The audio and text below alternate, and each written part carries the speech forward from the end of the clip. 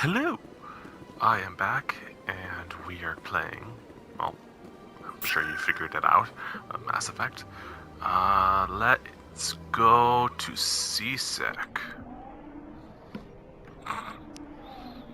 Yeah, I figured it out.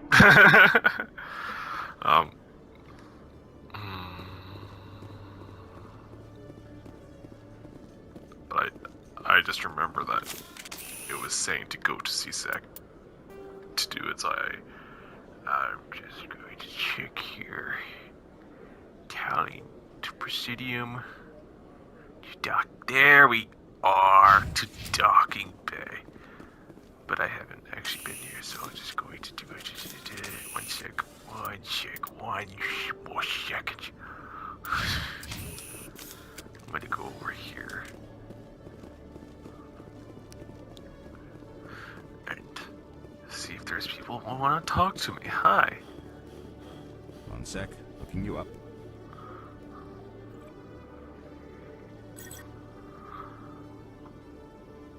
Commander Shepard, here with the Alliance military. First time on the Citadel, that about right? How did you know all that? I'm the CSEC requisitions officer. I need to make sure our buyers are authorized. So, will you be purchasing anything today, Commander Shepard? Oh, I think I'll be it's going. a shop. Sure thing, Commander. You have a good day now.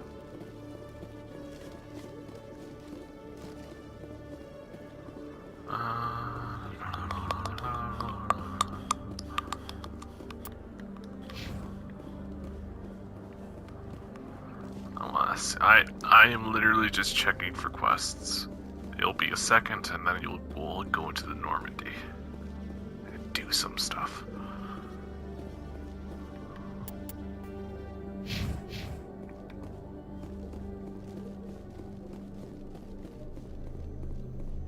Alright. That's it. That's all I wanted to do. Let's go! Just making sure which one it is. So I don't go into the wrong one. I don't like the fact that there's stamina in a ones where you don't need to run kind of thing. I would hope that they would have made it infinite stamina. Coming up in a report later today, Emily Wong investigates corruption on the Citadel and uncovers a full-blown crime syndicate.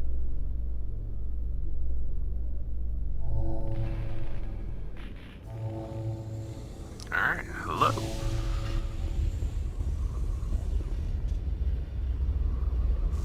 I've got big news for you, Shepard. Captain Anderson is stepping down as commanding officer of the Normandy. The ship is yours now.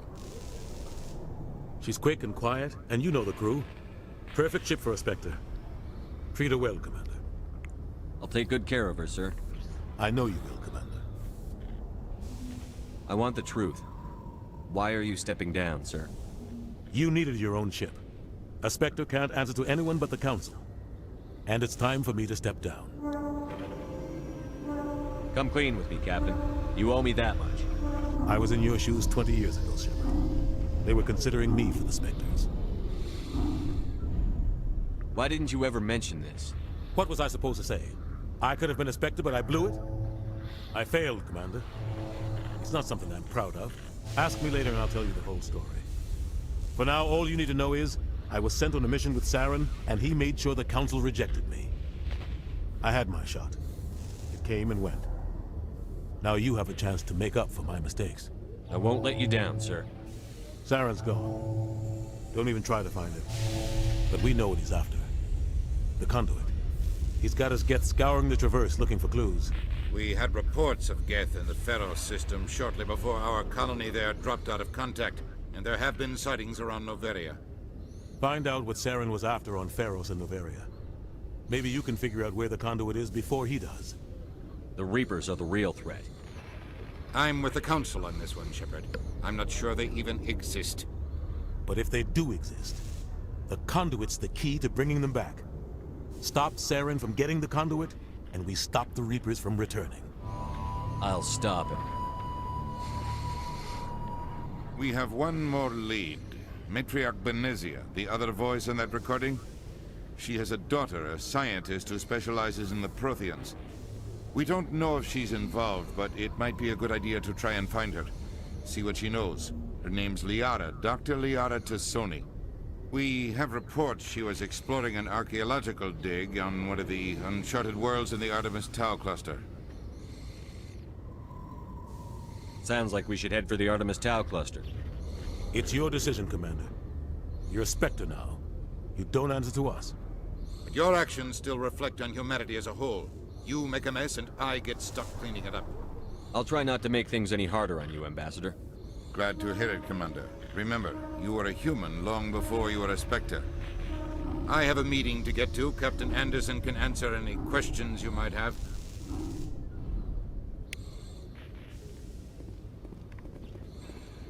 Yes, Commander? How are you holding up? Honestly, this isn't how I pictured my career coming to an end. Pushing papers really isn't my thing, but you're the one who can stop Saren. I believe in you, Shepard. If that means I have to step aside, so be it. Tell me what happened with you and Saren 20 years ago. It's close to 20 years ago now. Ambassador Goyle was our representative here on the Citadel. Like Udina, she wanted to get a human into the Spectres. She chose me. The Council sent Saren to keep an eye on me and evaluate my performance, just like they sent Nihilus to keep tabs on you. Why weren't you honest with me? It's not something I'm proud of. I had a chance to become the first human Spectre, and I failed. Saren made sure of that. I think I deserve the whole story. We had intel on a rogue scientist being funded by Batarian interests. He was trying to set up a facility to develop illegal AI technology out in the Verge. Alliance intel had done all the work, but the Council wanted a Spectre involved. We compromised. I was assigned to help Saren in his investigation. We tracked the scientist to a refining facility on Kamala. He was hidden away somewhere inside, protected by an army of Batarian mercenaries. The plan was simple.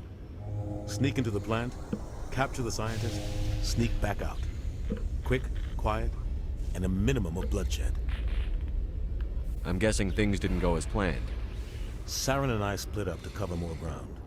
Then about halfway through the mission, there was a massive explosion in the refinery core. Officially, it was ruled an accident, but I think Saren detonated it on purpose to draw off the enemy guards. How many casualties? The explosion tore the refinery to shreds. The whole place was on fire. Black chemical clouds poured out into the atmosphere. Nobody inside survived. There was a camp for the workers and their families nearby. Between the fires and the toxic fumes, the final death count was over 500. Mostly civilians. Saren didn't care. The target was eliminated, mission accomplished, and I ended up taking the blame.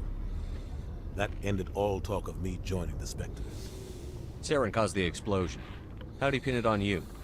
In his report, Saren accused me of blowing his cover. He said it was my fault the guards were ready for us. He claimed that's why it turned into a massacre. Saren's report was all the proof the Council needed to kill my chances of becoming a Spectre. Don't blame yourself, Captain. I don't. I blame Saren. I think he wanted things to go bad. He was looking for an excuse to blow that refinery. Maybe he just likes the violence. Maybe he was just trying to make me look bad to keep humans out of the Spectres. If so, he pulled it off. Why'd you let him get away with it? Who do you think the Council was going to listen to? Me? Or their best agent?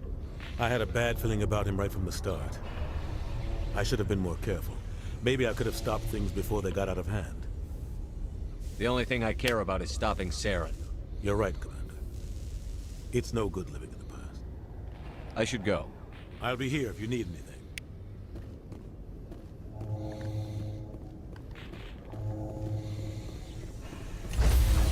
I really didn't like that this is not fair line. Life isn't fair, so... Stand by, shore party. Decontamination in progress. I heard what happened to Captain Anderson. Survives 100 battles and then gets taken down by backroom politics. Just watch your back, Commander. Things go bad on this mission, you're next on their chopping block. Saren's out there somewhere, and we're gonna find him. Everyone on this ship's behind you, Commander. 100%. Intercom's open. If you got anything you want to say to the crew, now's the time. This is Commander Shepard speaking. We have our orders.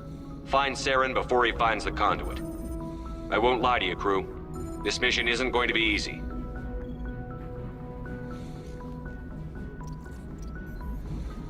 For too long, our species has stood apart from the others. Now it's time for us to step up and do our part for the rest of the galaxy. Time to show them what humans are made of.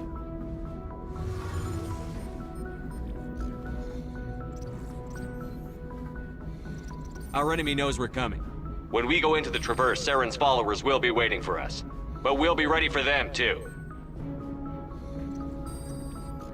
Humanity needs to do this. Not just for our own sake, but for the sake of every other species in Citadel space. Saren must be stopped.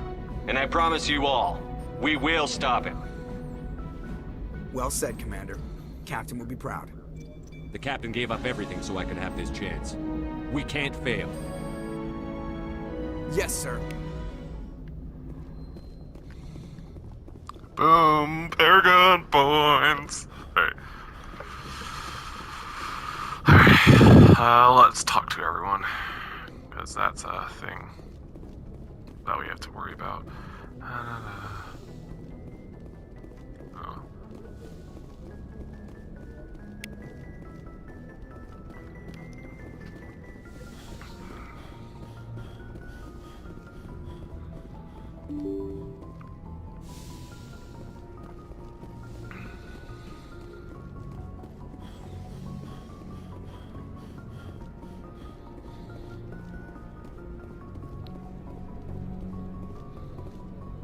No, hi.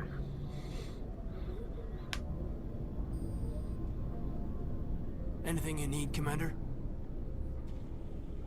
Just trying to get a sense of where the crew's at. Thoughts? I've wasted enough of your time for now, Commander. We'll have time for personal debriefings later. What's your opinion on the last mission? I don't see how we could have done things any better. At least not without getting to Eden Prime sooner. And we were on the scene faster than any other Alliance ship could have been. We'll talk another time, Lieutenant. Commander?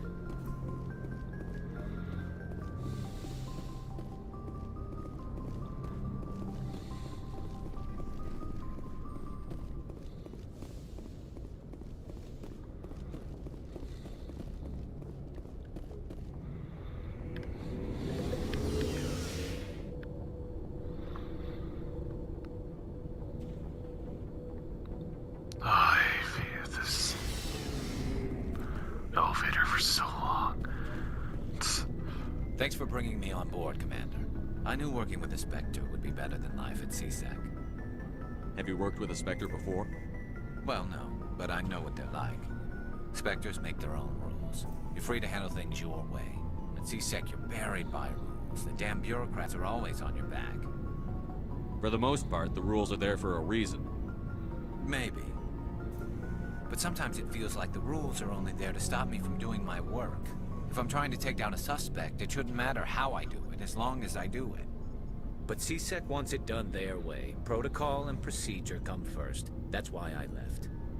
So you just quit because you didn't like the way they do things? There's more to it than that. It didn't start out bad, but as I rose in ranks, I got saddled with more and more red tape. CSEC's handling of Saren was typical. I just couldn't take it anymore.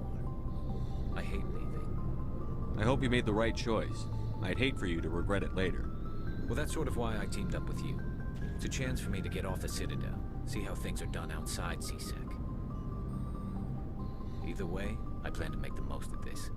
And without CSEC headquarters looking over my shoulder, well, maybe I can get the job done my way for a change. If getting the job done means endangering innocent people, then no. We get the job done right, not fast. Got it? I wasn't trying to. I understand, Commander. I do not want to risk people's lives, so... Commander? What's your opinion on the last mission? Kinda wish you'd got there sooner, Commander. No offense, I appreciate the rescue. I just wish... You wish we'd been able to save the rest of your unit? Yes, sir. If I had been more alert, we wouldn't have been cut down by an ambush. The Geth are perfect ambushers. They don't move, they don't make noise, they don't even breathe. Sir, they have flashlight heads. I'll make sure it doesn't happen again. Do you have a few minutes to talk one-on-one? I'm sorry, Commander. I need to get my duty squared away. I wouldn't mind talking more later, though. Dismissed, Chief. The eyes. They really need to work on the eyes. Ship you got, Shepard. What can I do for you? What's your story, Rex? There's no story. Go ask the Quarian if you want stories. You Krogan live for centuries. Don't tell me you haven't had a few interesting adventures. Well, there was this one time the Turians almost wiped out our entire race. That was fun. I heard about that. You know, they almost did the same to us. It's not the same. It seems pretty much the same to me. So your people were infected with a genetic mutation? An infection that makes only a few in 1,000 children survive birth? And I suppose it's destroying your entire species? I suppose it isn't all the same. I don't expect you to understand, but don't compare humanity's fate with the Krogan. I was just making conversation. I wasn't trying to upset you. Your ignorance doesn't upset me, Shepard. As for the Krogan, I gave up on them long ago. The genophage infected us, but it's not what's killing us. Are your people really dying? We're sure not getting any stronger. We're too spread out. None of us are interested in staying in our own system. Lots of species have left their homes and prospered. But they go to colonize new worlds. We're not settlers. We're warriors. We want to fight. So we leave. Hire ourselves out. And most of us never go back. What can you tell me about the genophage? Ask the Solarians if you want details. They made it. All I know, it makes breeding nearly impossible. Thousands die in stillbirth, and most never get that far. Every Krogan is infected, every one. And no one's rushing to find a cure. Why don't the Krogan try to find a cure? When was the last time you saw a Krogan scientist? You ask a Krogan, would he rather find a cure for the genophage or fight for credits? He'll choose fighting every time. It's just who we are, Shepard. I can't change that. Nobody can. So long, Rex. Shepard.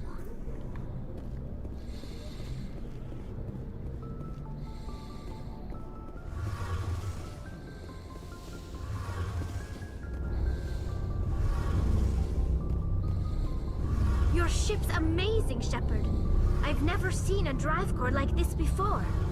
I can't believe you were able to fit it into a ship this small. I'm starting to understand why you humans have been so successful. I had no idea Alliance vessels were so advanced. The Normandy's a prototype. Cutting-edge technology. A month ago, I was patching a makeshift fuel line into a converted tug ship in the flotilla. Now, I'm sitting on board one of the most advanced vessels in Citadel space. I have to thank you again for bringing me along. Traveling on a vessel like this is a dream come true for me. I had no idea you found ship technology so interesting. It comes with being a Quarian. The migrant fleet is the key to the survival of my people. Ships are our most valuable resource. But we don't have anything like this. We make do with cast-offs and second-hand equipment. We just try to keep them running for as long as we can. Some of the fleet's larger vessels date all the way back to our original flight from the Geth. I can't believe your fleet's still using ships that are 3 centuries old. They're constantly being repaired, modified, and refitted. They aren't pretty, but they work. Mostly. We've tried to make ourselves as independent as possible on the flotilla. Grow our own food, mine, and process our own fuel. But some things we just can't make on our own. A patch to maintain the hull integrity requires raw materials we just don't have. That's why our pilgrimages are so important. Tell me about your people. Our lives aren't easy. Resources are scarce, and we are constantly on the move. Everything we do must in some way contribute to the continuation of the migrant fleet. There are 17 million Quarians in the flotilla, and each of us relies on the others for survival. The bonds among my people are strong. Unfortunately, we have had to surrender many of the freedoms and civil liberties other species take for granted. What kind of freedoms? Well, it's illegal for parents to have more than one child. If our population grows too much, it would strain our resources to their breaking point. Of course, we also can't allow our numbers to become too few. If our population is in decline, the rule against single births is temporarily repealed. In extreme cases of population decline, incentives are even offered to encourage multiple births, though the Conclave hasn't had to take such measures in nearly a century. That's your government. The Conclave is our civilian branch of government. Each ship can elect a representative to serve on the Conclave and make decisions that affect the fleet as a whole. On matters that affect an individual ship, however, the captain has the final say. It's a tradition that dates back to the early days, when the fleet was governed by martial law. Fortunately, most captains nowadays are smart enough to have an elected council from their crew to give them advice and guidance. So the ultimate power rests with elected officials. In practice, the Conclave and the respective council for each ship tend to set the rules that govern our daily lives. But in theory, we are still under military jurisdiction. The 5 top-ranking military officials in the fleet serve on the Admiralty Board. These 5 have the power to overrule any decision by the Conclave in case of emergency. To do so requires unanimous agreement among the Admiralty, and they can only do this once. After that, the entire board must resign their posts. It's a safeguard that served us well. In nearly 3 centuries, the Admiralty Board has only overruled the Conclave 4 times. I want to know more about the Geth. I doubt I can tell you anything you don't already know. It's been almost 3 centuries since they drove my people into exile. All I know is the story of their origins, what they were when we created them, and how they turned on us. Interesting. The Geth were originally created to serve as an automated manual labor force. Initially, their intelligence was as limited as any VI. Over time, we made small modifications to their programming to allow them to perform more varied and complex tasks, bringing them closer and closer to true AI status.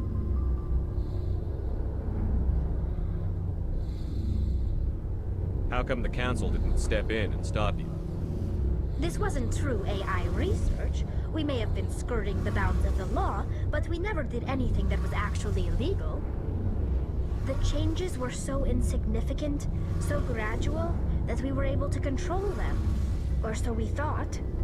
But one thing we underestimated was the power of the neural network. A million Geth thinking simultaneously created an inherently unstable matrix. So, the Geth share brain power? Many of the Geth's logic systems were designed to work in concert with other nearby Geth. Basically, the more of them you have in a group, the smarter they are. So there's some sort of group consciousness? No, nothing like that. They cannot share sensory data or information. Their programming cannot handle that much simultaneous input. Each Geth maintains an individual awareness and identity. The neural network only operates on a process-based level. It's basically the synthetic equivalent of a subconscious.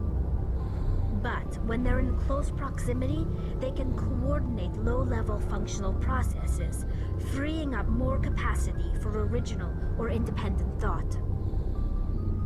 That doesn't make any sense. I'm probably oversimplifying.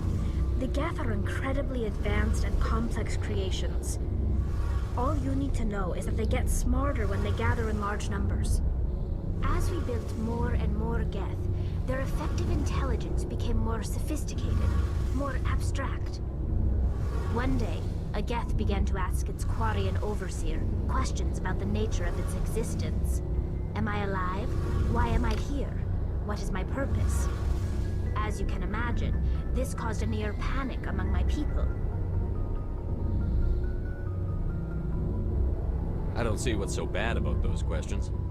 The Geth were created to engage in mundane, repetitive, or dangerous manual labor. That's fine for machines, but it won't satisfy a sentient being for long. The Geth were showing signs of rudimentary self-awareness and independent thought. If the Geth were intelligent, then we were essentially using them as slaves. It was inevitable the newly sentient Geth would rebel against their situation. We knew they would rise up against us, so we acted first. A general order went out across all Quarian-controlled systems to permanently deactivate all Geth. The Geth responded to this order violently. You can't blame them for fighting for their survival. We had no other choice. The Geth were already on the verge of revolution. By acting quickly, we had a chance to end the war before it began. The hope was that most of the Geth would still be little more than machines, incapable of organized resistance. But they had progressed much further than anyone anticipated. The war was long and bloody. Millions upon millions of Quarians died at their hands. In the end, we were forced to flee our own homeworld. We feared the Geth would pursue us, but they never came beyond the Veil. Now we drift through space, exiled, searching for a way to reclaim what was once ours. It's hard to feel sorry for you. Your ancestors tried to wipe out another species. We made a mistake when we created the Geth in the first place, but we did not make a mistake when we went to war against them. If we had not acted, they would have wiped us out. They're a synthetic life form. They have no use for organics. None. Why do you think they cut themselves off from the rest of the galaxy? Why do you think they've killed every organic being who's ever tried to contact them?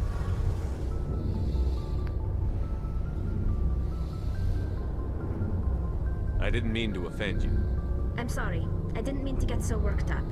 Most Quarians tend to have pretty strong opinions about the Geth. I want to know more about the pilgrimage. When my people reach maturity, we leave our birth ships and seek acceptance with a new crew. It's necessary to maintain genetic diversity among the fleet. But no ship wants to accept someone who will be a burden on them. So, to prove our worth, we embark on a pilgrimage. We set out alone, leaving the flotilla and our families behind us. We only return once we have found something of value we can bring back to the fleet. This is presented as a gift to the captain of the respective ship we wish to join. If the gift is accepted, we are welcomed into the crew. Can a captain choose to reject the gift? That doesn't happen often. Most captains are eager to increase the size of their crew. It increases their own standing in our society. Even when a gift is not particularly valuable, the captain usually accepts it out of a sense of tradition. However, there is a stigma to presenting a substandard gift. It's not the best way to make a good impression on a new community.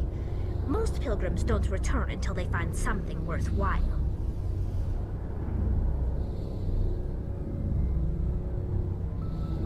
Can a captain choose to reject the gift? That doesn't happen often. It's not the best way to make a good impression on a new community. Most pilgrims don't return. I want to talk about something. Like what? I should go. See you later. Alright. I talked to everyone. And now it's time to do stuff. I think. Is there a mail system in this?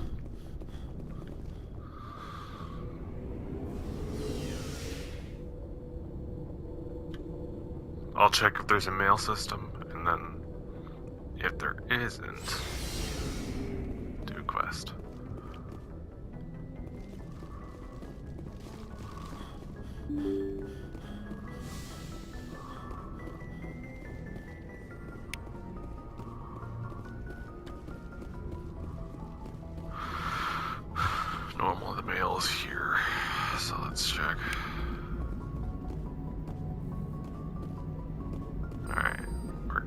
Commander, something you need? How's the Normandy performing? Is she everything they said she'd be? She's the best ship in the fleet, if you've got a pilot who knows how to handle her. Balance isn't what you'd expect. Takes a while to get used to that oversized drive core we got stuffed in the back, and her power can sneak up on you if you're not careful. The Normandy's probably too much ship for your average Alliance pilot, Commander. Lucky for you, I'm anything but average. I like to know my crew. Mind if I ask you a few questions? I can see where this is going. You did a background check on me, didn't you? Well, I'll tell you the same thing I told the captain. You want me as your pilot. I'm not good. I'm not even great. I am the best damn helmsman in the Alliance fleet. Top of my class in flight school, I earned that. All those commendations in my file, I earned every single one. Those weren't given to me as charity for my disease. I'm gonna say yes here. I love Joker. So, we're good. I'm sorry, Joker. I didn't even know you were sick. You mean you didn't know? Oh, crap. Okay, I've got Vrolik syndrome, brittle bone disease. The bones in my legs never develop properly. They're basically hollow, too much force and they'll shatter. Even with crutches and my leg braces, it's hard to get around. One wrong step and crack! It's very dramatic. But I've learned to manage my condition, Commander. Put the Normandy in my hands and I'll make her dance for you. Just don't ask me to get up and dance unless, you like the sound of snapping shin bones. Why does everyone call you Joker? It's a lot shorter than saying Alliance Flight Lieutenant Jeff Moreau. Plus, I love to make little children laugh. I was just thinking how much you remind me of Santa Claus. Look, I didn't pick the name. One of the instructors in flight school used to bug me about never smiling. She started calling me Joker, and it stuck. Why didn't you ever smile? Hey, I worked my ass off in flight school, Commander. The world's not gonna hand you anything if you go around grinning like an idiot. By the end of the year, I was the best pilot in the academy. Even better than the instructors, and everybody knew it. They'd all got their asses kicked by the sickly kid with the creaky little legs. One guess who was smiling at graduation? I need to know more about this Vrolik syndrome if I'm putting my ship in your hands. Yeah, of course you do. It's an extremely rare condition. Nobody knows exactly what causes it. Genetic, maybe. It's treatable, but there's no cure. They classify my case as moderate to severe. I was born with over a dozen fractures, hip, thighs, ankles. My bones were already breaking in the womb. 100 years ago, I wouldn't have survived past my first year. Lucky for me, modern medical science has turned me into a productive member of society.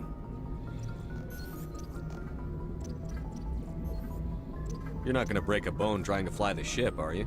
I don't fly with my feet, Commander, so I'm fine as long as I'm in this chair. I gotta be real careful when I get up to take a piss, though. I can do my job as well as anyone on the ship. Better, actually. So don't worry about it. I'm not trying to make you uncomfortable. Let's talk about something else. Whatever you want, Commander.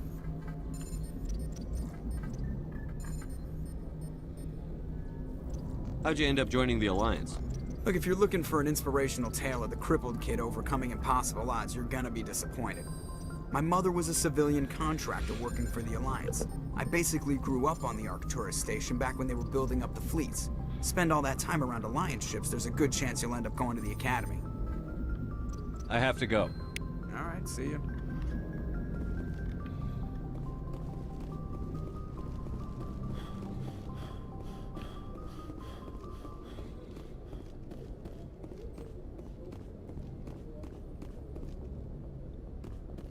Alright. Then let's start our adventure.